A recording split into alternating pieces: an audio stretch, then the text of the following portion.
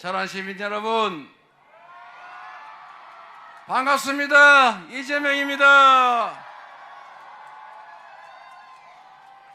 지금은 진짜 여러분 팔 확실히 올려보세요. 지금은 진짜 천안 시민 여러분이 천안의 주인이고 이 나라 대한민국의 주인 아닙니까? 6월 3일에는 대한민국이 확실히 그들 소수 권력자의 것이 아니라 바로 우리 천안 시민, 대한민국 국민의 것이라는 점을 확실하게 보여줍시다. 여러분, 자신 있습니까? 할 수 있습니까? 해 주시겠습니까? 뭐라고요? 근데 왜 이렇게 좁은 골목에 모여 계세요? 이게 너무 좁아져서 너무 좁아가지고 천안에 넓은 터가 없나 봐요. 천안 삼거리도 있고 그런데 와, 하필 이렇게 좁은 골목에 이렇게 많이 모이셔가지고 우리 문진석 의원님하고 이재관 의원님이 너무 조그만하셔서 그러나요? 이 원래 큰 인물들이신데 하필이면 이렇게 골목에 모이셔가지고 이렇게 저 끝에 잘 보이지 않을 정도로 이렇게 길게 모여주셨습니다. 우리 천안 시민 여러분, 요즘은 사실 살기 힘드시죠? 그래도 여러분, 이제 다 끝나갑니다. 12월 3일에 시작됐던 이 대한민국 역사의 내란의 밤도 이제 드디어 새벽을 향해 가고 있습니다. 12월 3일 우리 여러분의 손으로 여러분이 가진 빛의 혁명의 총알 투표지로 확실하게 새로운 세상을 맞이할 준비 되셨습니까? 우리는 위대한 혁명의 전사들입니다. 대한민국, 아니 이 한반도 역사에서 언제나 이 위기는 무능한, 무책임한, 폭력적인 소수의 기득권자들이 만들었죠. 전쟁도, 기근도, 사회불안도. 그러나 언제나 이 위기를 이겨내고 다시 훌륭한 공동체로 출발하게 만든 건 결국은 힘이 없지만 이 땅을 살아가는 다수 국민, 바로 그들 아니었습니까 여러분? 가까운 시절을 보더라도 군사 얼굴 다 가리신다고. 얼굴 안 보여요. 입만 보면 되죠 뭐. 잊어버렸잖아요 이거. 자, 이 나라를 옥죄던 그 군사 독재도 결국은 80년 5월 광주에서 목숨 바쳐 싸우던 그 수백 명 희생자를 포함해서 그 이후에 87년까지 우리 넥타이 메고 아니면 노동 현장에서 싸우던 이 대한민국 국민들에 의해서 군사 독재도 깨지지 않았습니까 여러분? 그리고 여러분, 우리 대한민국 국민들은 전 세계에서 유일하게 해방된 식민지 중에서 산업화 그리고 민주화에 동시에 성공한 나라입니다. 이런 나라가 없어요. 앞으로도 있기 어렵습니다. 우리 국민들이 근면하고 성실하고 남의 것을 탐하지 않고 최선을 다하는 우리 국민들의 노력의 결과 아닙니까? 우리가 전 세계적으로 선진국으로 발돋움하고 모범적인 민주국가로 문화 강국으로 인정받게 된 것은 결국 우리 국민들의 그 끝없는 노력 때문입니다. 한번 생각해 보십시오. 저는 정말로 자랑스럽습니다. IMF 당시에 나라가 외환 위기로 경제 금융 위기에 처하니까, 그러니까 뭐라고요? 에? 안 들려요? 이거 어떻게?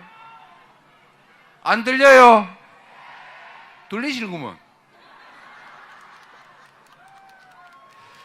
IMF 외환 위기 때 전 세계에서는 대한민국이 이제 망했다, 끝이다, 이렇게 생각했는데, 이 나라가 갑자기 집에 있는 금부치들을 다 들고 나와가지고 할머니가 물려준 금비녀, 우리 남편이 사준 금반지, 우리 아들 딸들 돌날 100일날 받았던 돌반지, 100일 반지, 이런 걸 다 들고 나와가지고 22억 불인가 수십 톤 금을 모았어요. 원래 나라가 위기에 처하면 보통의 사람들은 금 사 모으고 음식물 사재기하고 매점 매석하고 이러지 않습니까? 그런데 이 나라는 안 보인다고 할 수 없어요. 좀 뒤로 좀 비켜주세요. 그럼 우리 경호원들, 우리 수화 통역사도 조금만 뒤로, 조금만 더. 네, 여기도 우리 경호원 조금만 뒤로. 네.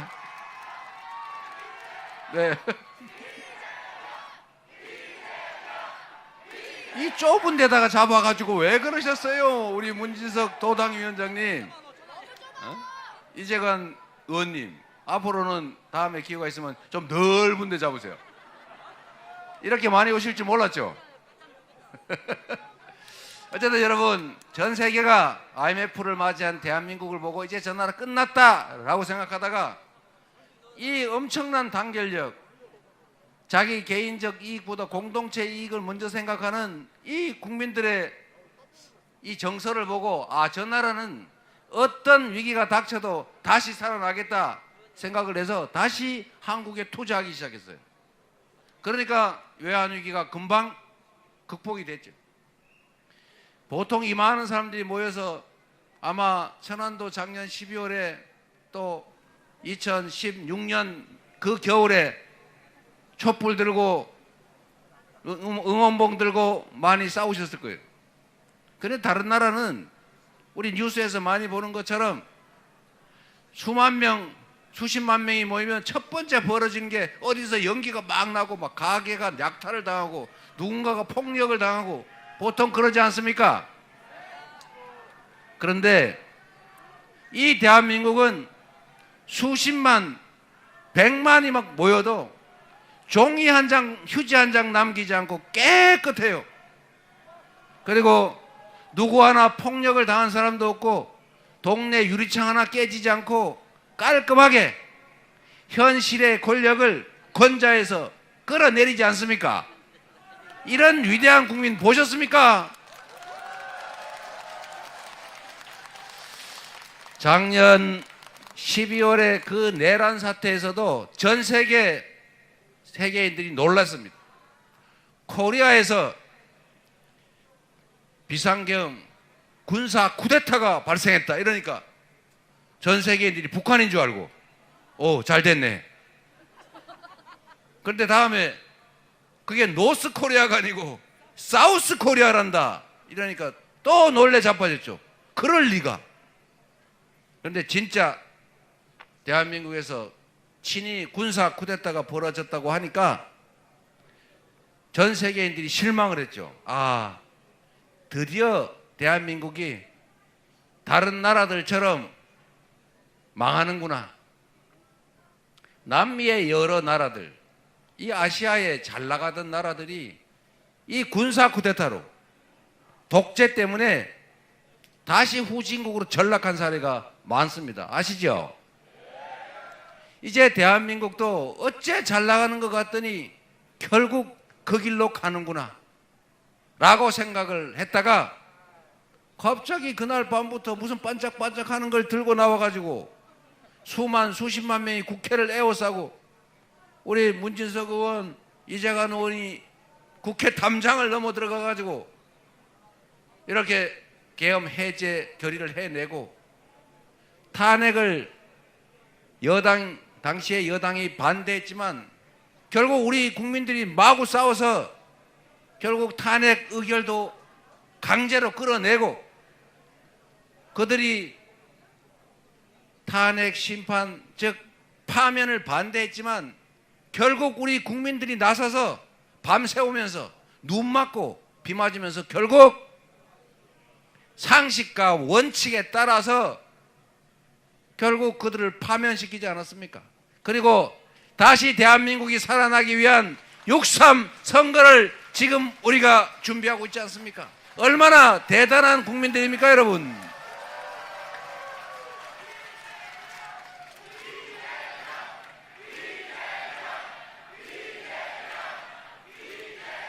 이재명은 여러분이 주권 행사를 위해서 쓰는 도구입니다. 이재명이라는 유능하고 준비되고 검증된 그리고 국민에게 충성하는 충직한 일꾼을 6월 3일에 대한민국 국정을 맡기면 지금의 이 불안, 이 퇴행, 이 실패를 걷어내고 희망의 나라, 새로운 나라, 진정으로 국민이 주권자로 존중받는 국가의 모든 역량이 오로지 국민과 국가만을 위해 쓰여지는 제대로 된 민주공화국, 진짜 대한민국을 만들어서 반드시 보답드리겠습니다.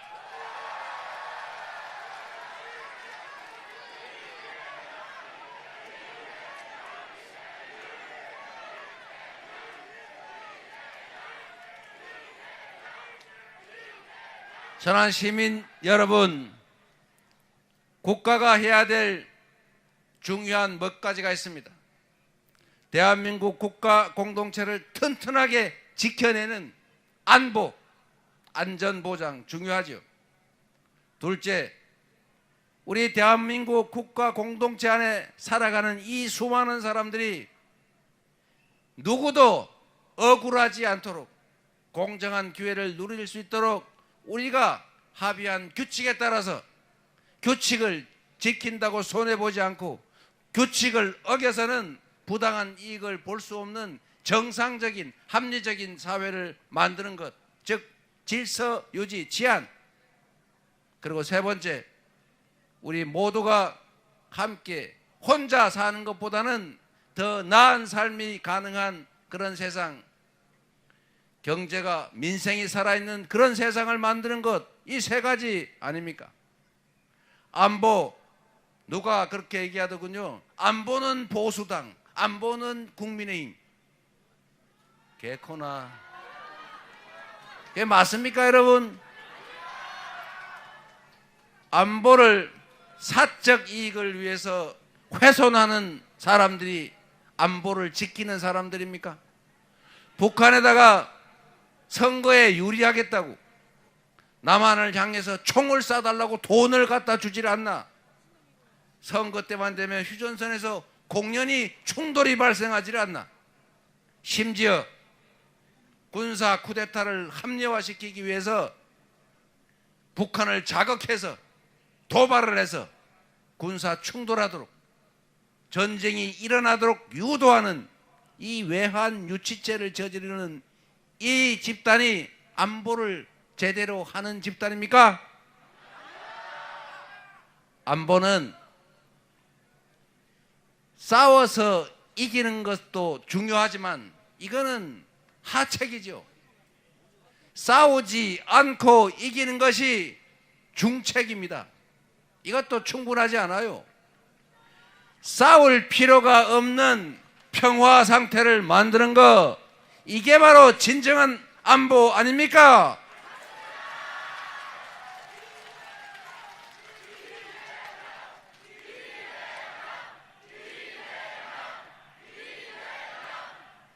세계 5위에 이르는 대한민국의 독자적 군사력, 북한 1년 GDP 국민 총생산 2배나 되는 국방비, 그리고 한미 동맹이라고 하는 굳건한 안보 토대 위에서 어깨 힘주고 우리가 힘세니까 겁박하고 이럴 것이 아니라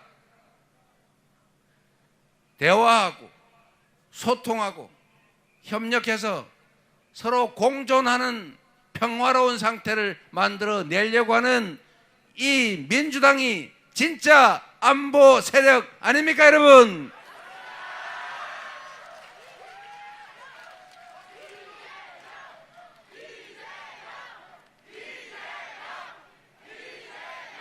그리고 보수라고 하는 게 뭡니까? 지켜야 될 가치를 지키려고 하는 게 보수죠. 지켜야 될 가치의 가장 최고의 규범, 헌법, 그리고 법률, 양심, 규칙 이런 걸 잘 지키는 게 보수라면서요. 그런데 국민의힘은 그들은 무법을 저지릅니다. 헌법을 파괴했어요. 죄를 지어도 특권층, 대통령 부인은 수사도 받지 않아요. 주가 조작해서 떼돈을 벌고 수만 명에게 피해를 입혀도 성역입니다. 법을, 특권을 가지고 지키지 않아도 되고 국민의 주권을 침해해서 야당의 존재를 없애버리고 대한민국의 모든 권력을 자기 혼자 다 가지겠다고 비상계엄 선포해서 군사 쿠데타를 일으키는 이런 집단을 단절도 못하는 그런 정당이, 제명도 못하는 그런 정당이 과연 보수 정당 맞습니까? 법을 지키고 콩 심은 데 콩나게, 팥 심은 데 팥나게 하는 우리 민주당이 진짜 그런 면에서는 보수 맞습니까? 근데 가짜 보수 아닙니까? 가짜 보수. 여러분, 이번 6월 3일 선거는 자유민주적 기본 질서라고 하는 대한민국의 헌정 질서를 이대로 다 파괴할 것인지, 다시 제대로 된 민주공화국 헌정 질서로 되돌아갈 것인지, 지금처럼 경제 다 망가지고 인권 침해 일상이 되는 불안한, 미래가 불확실한 이런 세상이 계속될 것인지, 아니면 정상으로 되돌아갈지가 결정되는 역사적 순간 아닙니까? 그런데 제가 웬만하면 흉 안 보려고 그랬는데 흉 한번 보면, 여러분, 이번 선거가 얼마나 중요한 선거입니까? 대한민국의 운명이 달린 일 아닙니까? 왜 이번 선거가 대통령 임기 끝나기도 전에 이루어집니까?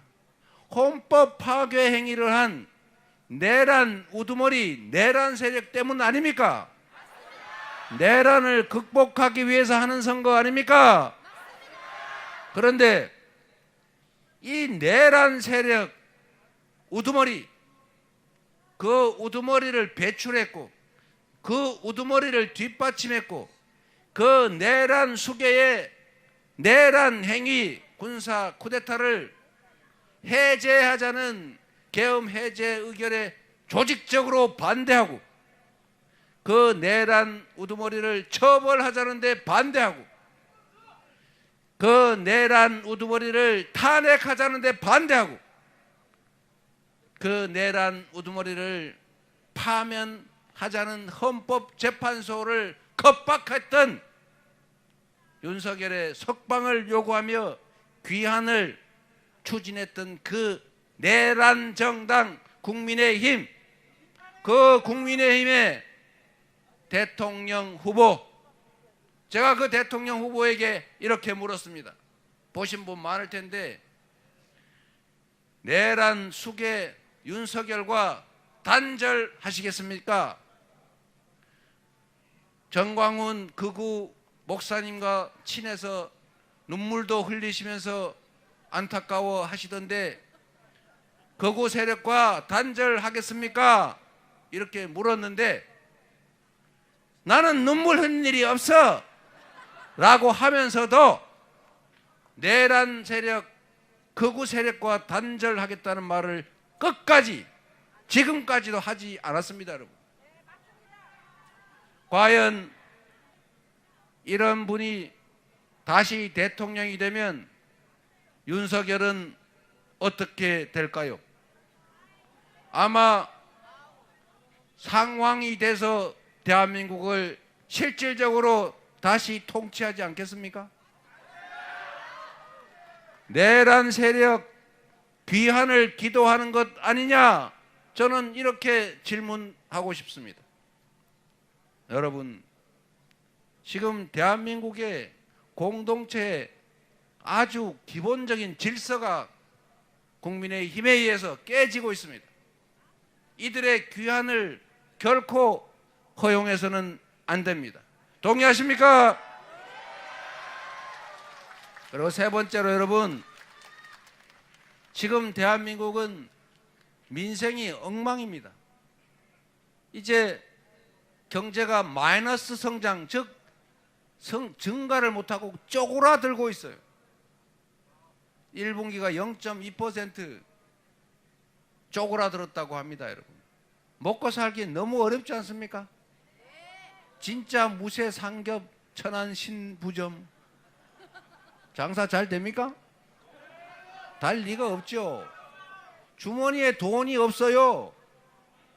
있어도 미래가 불안해서 돈을 쓸 수가 없어요. 친구 만나서 소주 한 잔에 돼지 갈비 먹고 싶어도 불안해서 아예 안 만나고 있어요. 그렇지 않습니까, 여러분? 경제 다 망가졌어요. 안보 다 망가졌어요. 안보가 망가지니까 경제가 또 망가지고 있어요. 그래서 여러분, 지금 제일 중요한 것은 헌정 질서를 회복하는 것이고, 또 동시에 가장 중요한 일은 이 민생, 경제를 회복하는 것입니다. 민생 경제를 회복하고 지속적인 성장을 통해서 새로운 기회를 더 만들어내야 청년도 희망을 가지고 우리 모두가 미래에 대한 기대를 가지고 살 수가 있지 않습니까? 지금처럼 경제가 쪼그라지고 좋아질 기미도 안 보이고 이러면 어떻게 살아요? 이런 걸 해결하는 게 바로 정부 아닙니까? 그런 거 하라고 우리가 세금 내고 그런 거 하라고 권력 맡기지 않았습니까? 그게 정부가 하는 일이에요. 정말로 중요한 일은 우리가 긴급하게 이 골목을, 서민들의 민생을, 삶을 다시 살려야 합니다. 정부의 제1의 역할, 여러분이 이재명 그리고 우리 더불어민주당에 기회를 주시면 신속하게 골목 경제와 서민 경제가 최소한의 회복이 가능하도록 추경을 즉각적으로 편성해서 다시 살아날 숨통이 트일 수 있도록 하겠습니다, 여러분.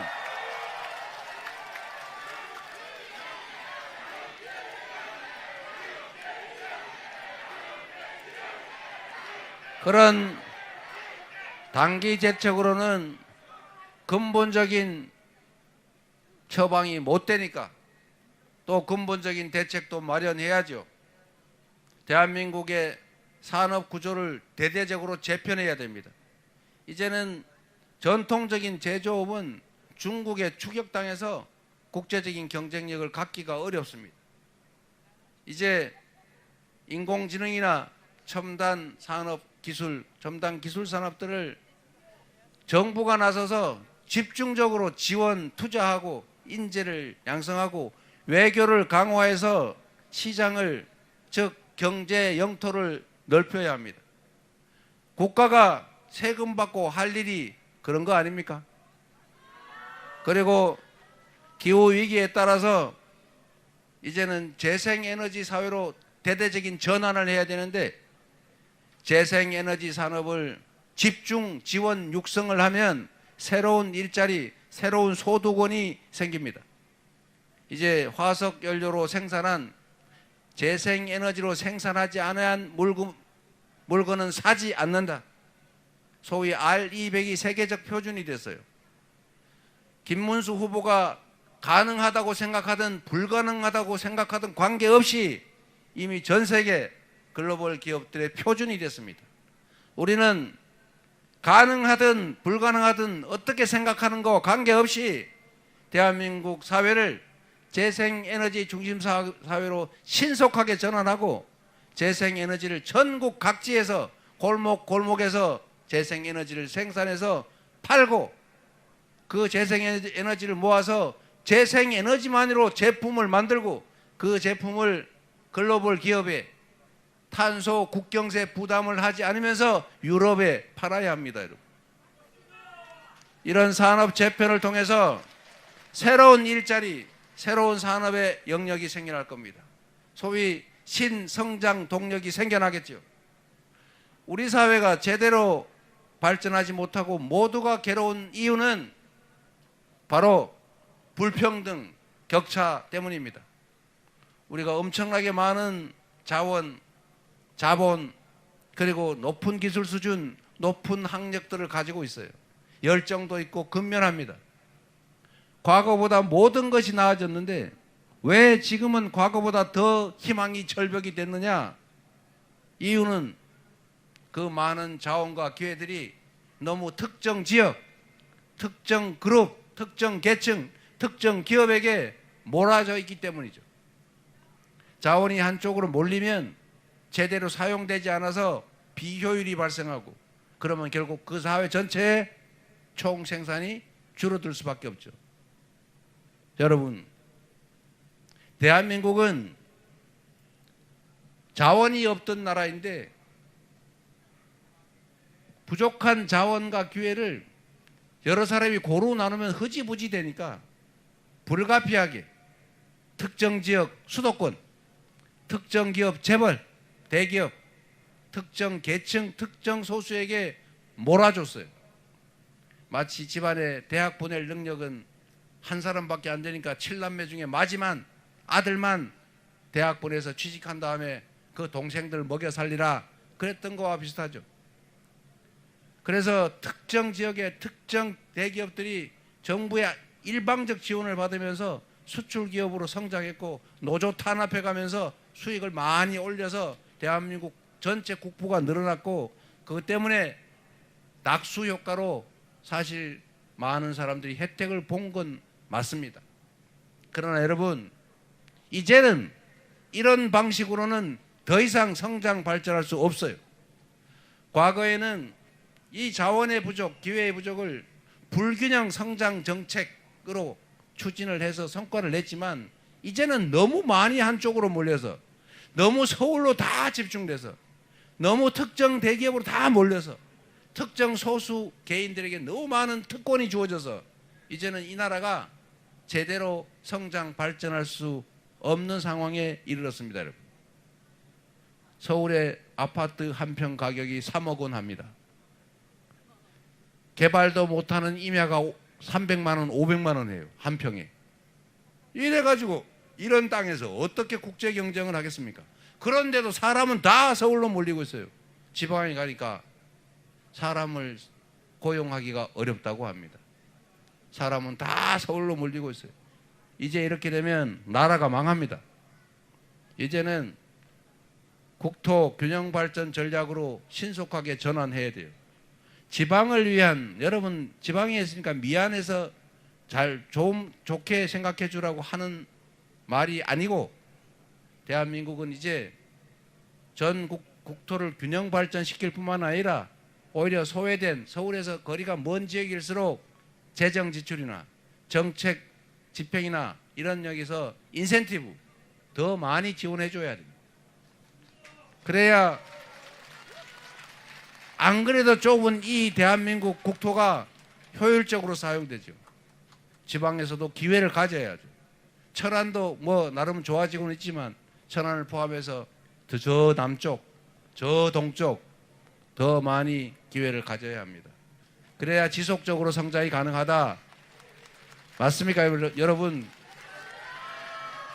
그래서 6월 3일에 여러분이 선택해 주시면 민주당 정권 이재명 정부는 재정 집행이든 경제 정책 수립이든 국토 개발 발전 정책이든 균형적으로, 그리고 균형을 넘어서서 지방에 더 많은 배정을 할 것입니다.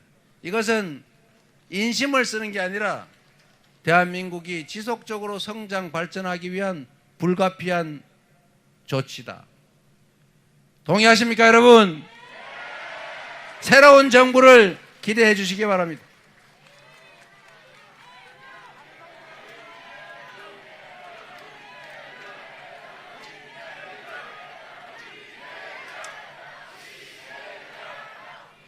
그리고 여러분, 첨단 기술 산업에 투자하는 것 더하기 재생에너지 산업으로 전환을 하면 지방에 기회가 생겨요.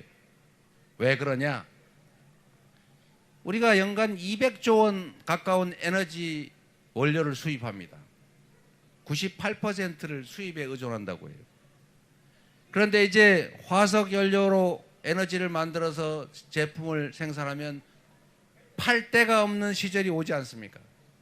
전 세계가 재생에너지 중심으로 대대적으로 전환을 해요. 재생에너지에 원자력은 포함되지 않습니다. 누구처럼 원자력 60% 만들면은 지금 원자력 2배로 지어야 되는데 지을 데도 없지만 그렇게 원자력 에너지로 만든 물건은 사지 않는다. 결국 우리가 갈 길은 태양, 바람, 파도, 중력 이런 것들을 이용한 재생에너지 사회로 갈 수밖에 없어요. 그런데 재생에너지는 서울에 별로 없어요. 재생에너지는 저 충청도 서해안, 전남, 전북 바닷가, 이런 서남해안, 산간지역 이런 데 많이 있습니다. 사람이 적을수록 더 유리하죠. 농사를 짓는 것보다 똑같은 농토에 태양광 농사를 짓는 게 몇 배 수익이 더 납니다. 이제 여러분도 도시에서 먹고 살기 너무 힘들다 이러시면 옛날 고향으로 가셔서 방치된 방죽, 오솔길, 논둑, 밭둑, 버려진 땅 이런 데다가 태양광 판넬 다 설치하고 본인이 쓰고 남는 나머지는 그냥 전선에 꽂아서 팔면 되는 때가 곧 옵니다. 민주당 정부가 들어서면. 이러면 재생에너지 생산을 위한 농어촌이 살게 돼요. 재생에너지를 이용하는 기업들이 이제 생산지의 전기값이 더 싸질 거기 때문에 저 멀리 수도권에서 있는 거는 비싸니까 재생에너지가 많은 지방으로 올 수밖에 없어요. 그리고 정부에서 이재명 정부는 지방으로 가는, 지방에서 하는 사업체에 대해서는 세제 특혜를 주고 규제를 대폭 완화해 줄 것이기 때문에 거기다가 토지 개발권 이런 것도 지방에 간다면 막 줘야죠. 그러면 지방에 새로운 기회가 생기게 될 겁니다. 여러분, 이제 희망을 가져도 됩니다. 위기는 기회라고 하는데 저 이재명은 언제나 맨날 기회보다는 위기를 많이 맞았지만 그 위기를 기회로 바꿔서 지금 여기까지 오지 않았겠습니까?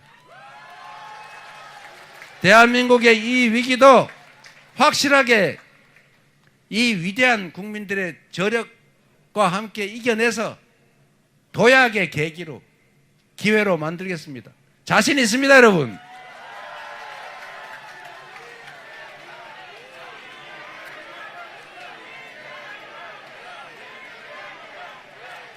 여러분, 마지막으로 이 말씀을 드리도록 하겠습니다.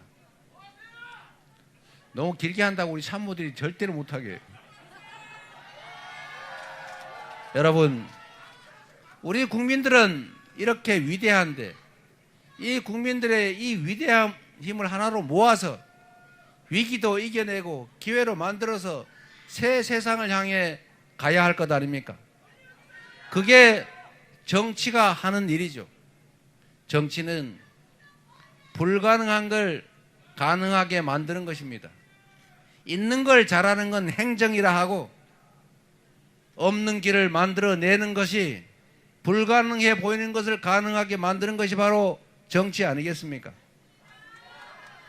이 위기도 기회로 바꿔서 우리가 다시 도약하는 계기로 만들어야 되는데 가장 핵심적인 과제는 국민의 힘을 모으는 것입니다.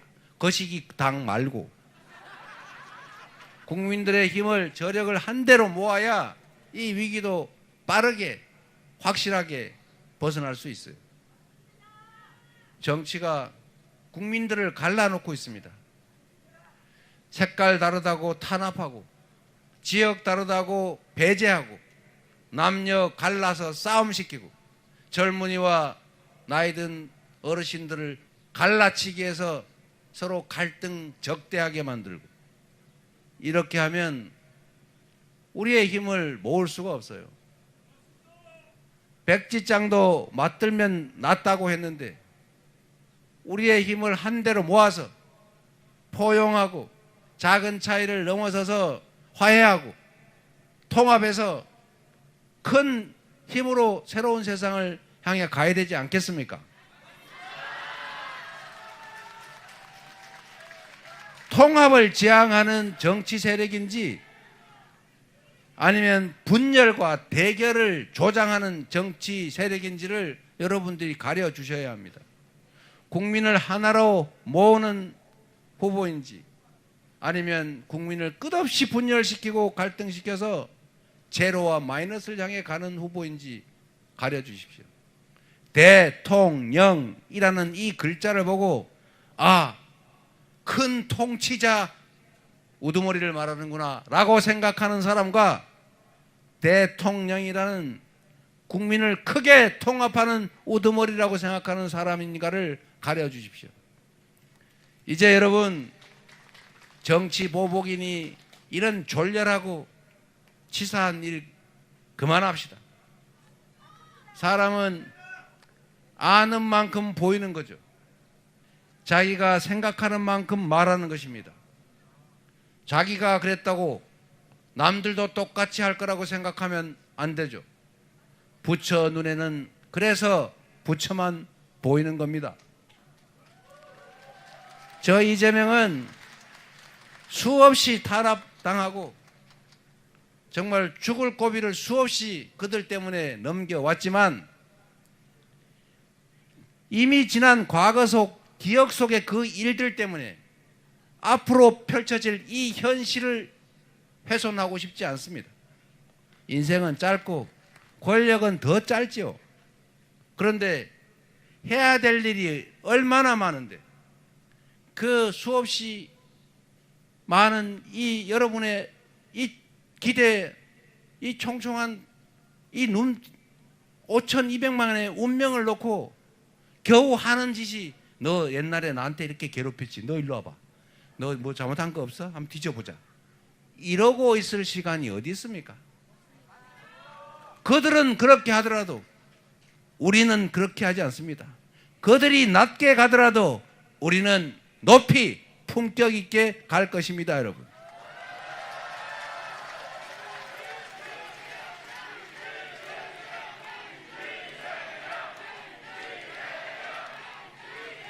그래서 여러분 혹시 주변에 편가르고 증오하고 혐오를 심고 이런 분들이 계시거든 이재명은 당신 뒷조사하고 쫓아다닐 그런 시간이 없단다.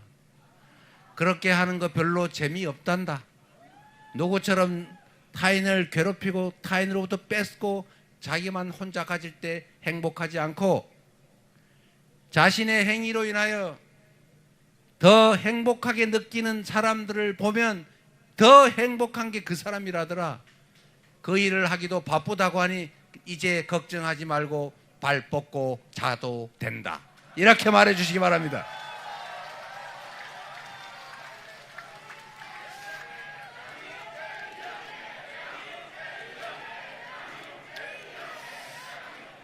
여러분, 오늘 여러분들 곧 저 때문에 이 근처 가게들이 엄청난 피해를 입고 있습니다.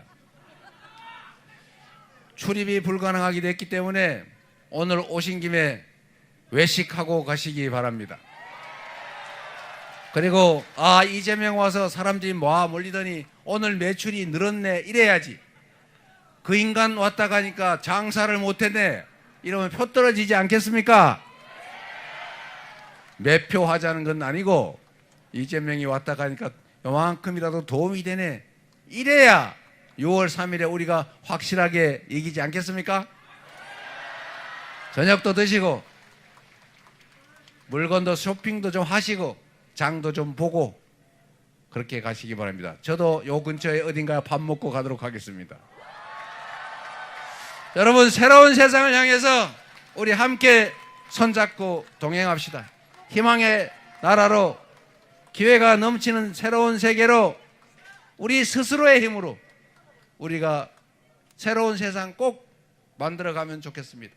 여러분이 새로운 세상을 만드는 빛의 전사들이고 여러분의 투표지가 빛의 혁명을 완성하는 총알이다.